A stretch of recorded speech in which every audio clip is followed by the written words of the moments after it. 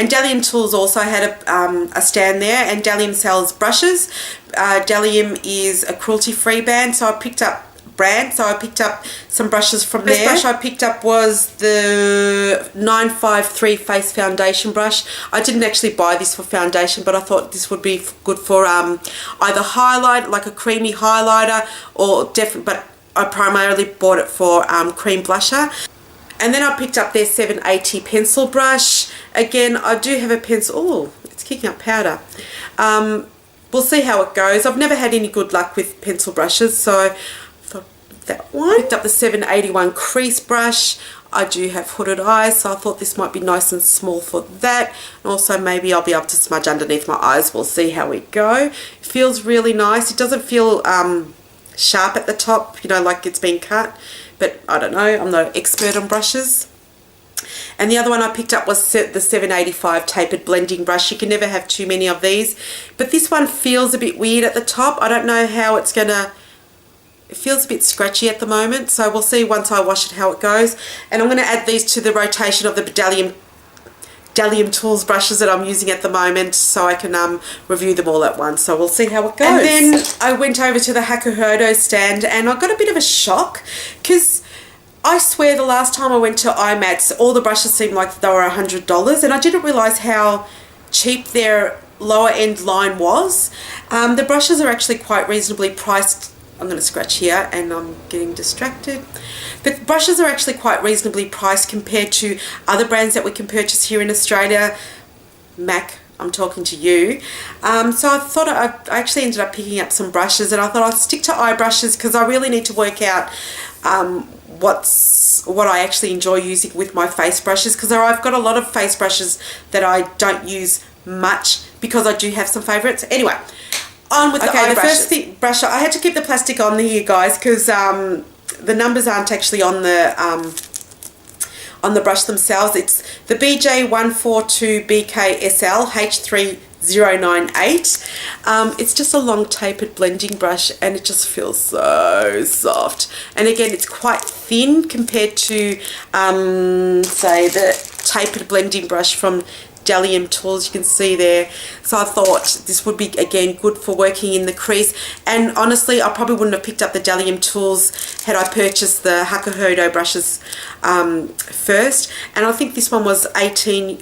These are all, I'm going to have to quote the US dollars, 18 US dollars. Next I picked up the J5523 BKSL H391, and then another code H3916. This reminds me of the MAC 217. You can see how thin it is there and wide there.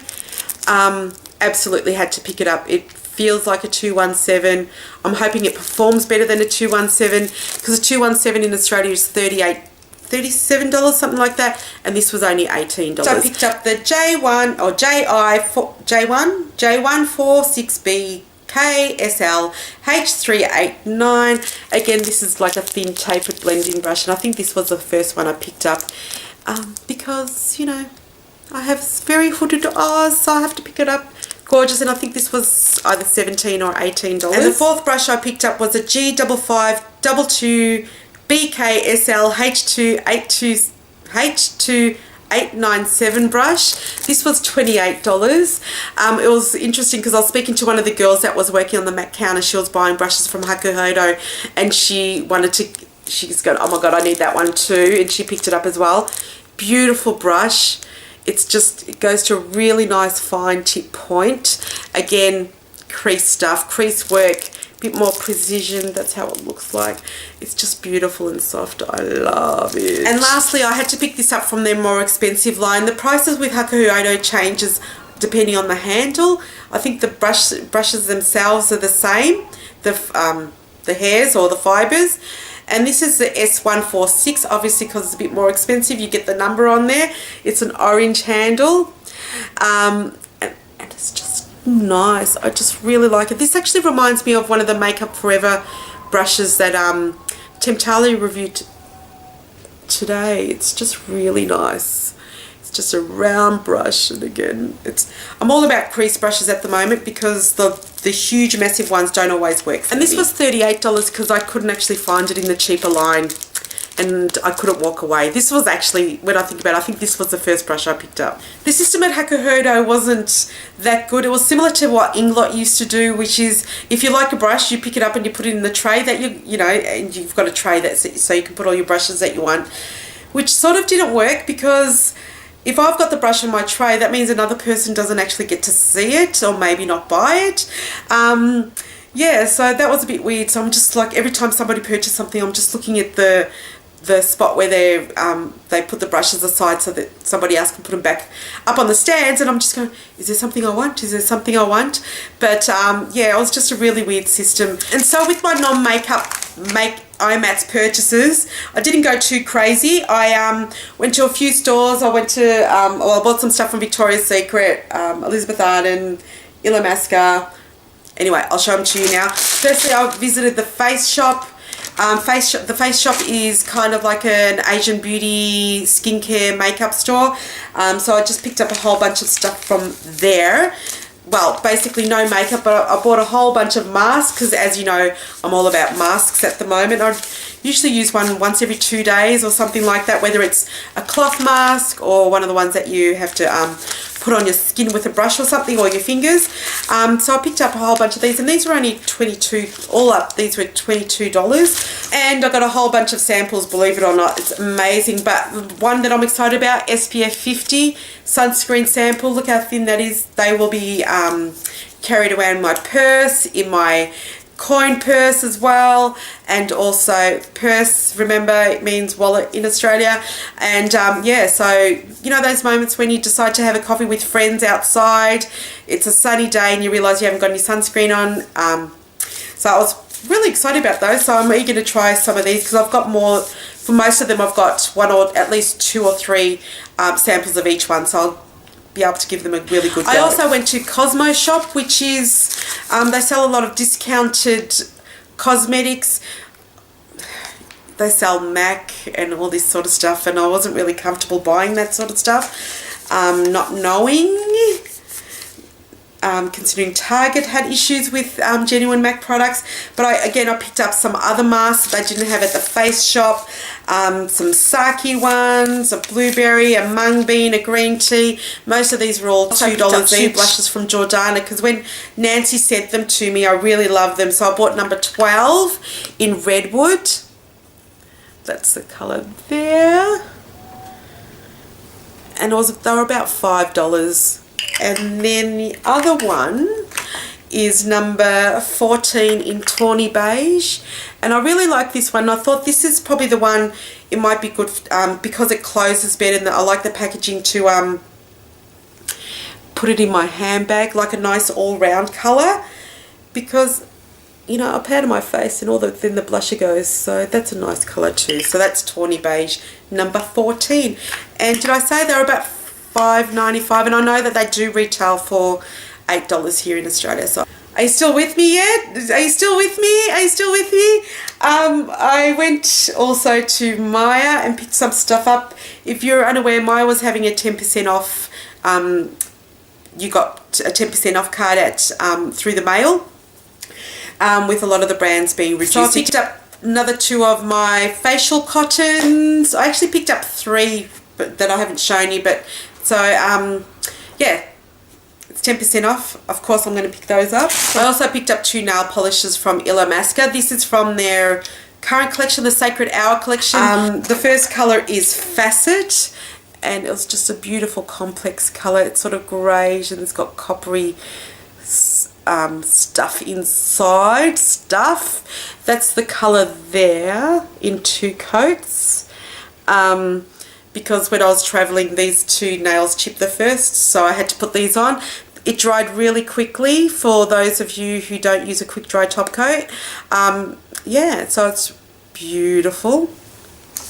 And the other one is Hemlock. Now they say that Hemlock, it's like a beige colour and it's got some green iridescence and pearliness and gorgeousness to it. They say that you can use it over nail polish. I don't have the plain one swatch, but that's how it looks over the other colour Facet, and this is how it looks over the red. No, I'm not giving you the bird, but that's how it looks over the red, so if you can see that.